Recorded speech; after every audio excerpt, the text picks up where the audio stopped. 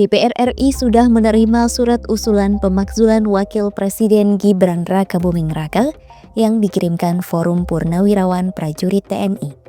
Hal itu diungkapkan Sekjen DPR RI Indra Iskandar pada Selasa 3 Juni 2025. Indra mengatakan surat tersebut telah diteruskan ke pimpinan DPR.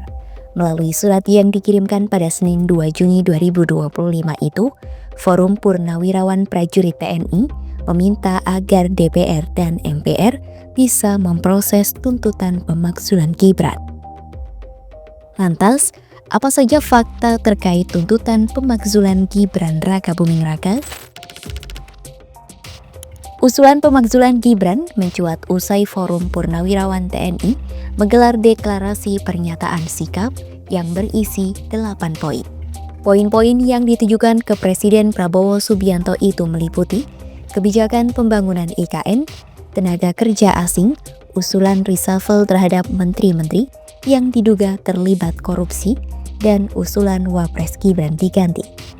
Forum Purnawirawan TNI yang berisi 103 Purnawirawan Jenderal, 73 Laksamana, 65 Marsikal, dan 91 Kolonel itu menilai pencalonan Gibran sebagai Wakil Presiden telah menyalahi konstitusi. Dalam surat yang dikirimkan ke DPR, Forum Purnawirawan Prajurit TNI menyebut usulan pemakzulan Gibran memiliki dasar konstitusional yang kuat. Hal itu merujuk pada pasal 7A dan 7B Undang-Undang Dasar 1945, Tab MPR nomor XI Romawi tahun 1998, sejumlah ketentuan dalam Undang-Undang tentang MK dan kekuasaan kehakiman.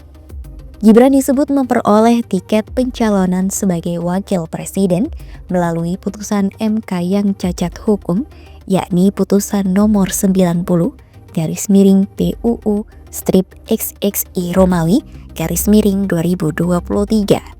Forum Purnawirawan Prajurit TNI juga menilai Gibran tidak pantas menjabat sebagai Wapres dari sisi kepatutan dan etika.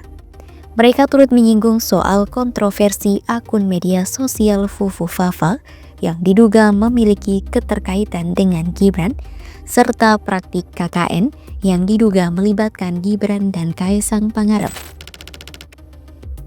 Surat yang dikirimkan Forum Purnawirawan Prajurit TNI tersebut ditandatangani oleh 4 Purnawirawan TNI. Keempat Purnawirawan TNI tersebut adalah Jenderal TNI Purnawirawan Fahrul Razi, Marsikal TNI Purnawirawan Hanafi Asnan, Jenderal TNI Purnawirawan Tiasno Sudarto, dan Laksamana TNI Purnawirawan Slamet Subianto. Berdasarkan pasal 7A dan 7B Undang-Undang Dasar 1945, Presiden atau Wakil Presiden dapat dimaksulkan jika terbukti melakukan pelanggaran hukum berat seperti pengecualian terhadap negara, korupsi, penyuapan, atau tindak pidana lain yang parah. Presiden dan Wakil Presiden juga bisa dimakzulkan jika mereka dianggap tidak lagi memenuhi syarat sebagai kepala negara atau wakilnya. Kendati demikian, pemakzulan tidak bisa dilakukan hanya berdasarkan tuduhan semata. Diperlukan putusan hakim dari MK yang menyatakan pelanggaran itu benar-benar terjadi. Baru setelah itu, DPR bisa mengajukan usul penghentian kepada MPR. Usul ini hanya bisa disampaikan jika didukung 2/3 anggota DPR yang hadir dalam sidang paripurna. MPR selanjutnya wajib menggelar sidang paripurna untuk memutuskan usul itu dalam jangka waktu 30 hari sejak usul diajukan.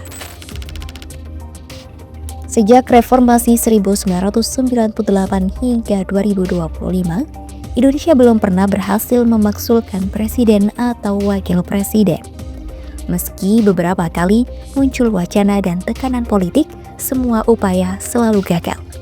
Hal itu terjadi karena ketatnya syarat konstitusi, dominasi yang didukung pemerintah di DPR, serta kurangnya bukti hukum untuk memperkuat alasan pemakzulan.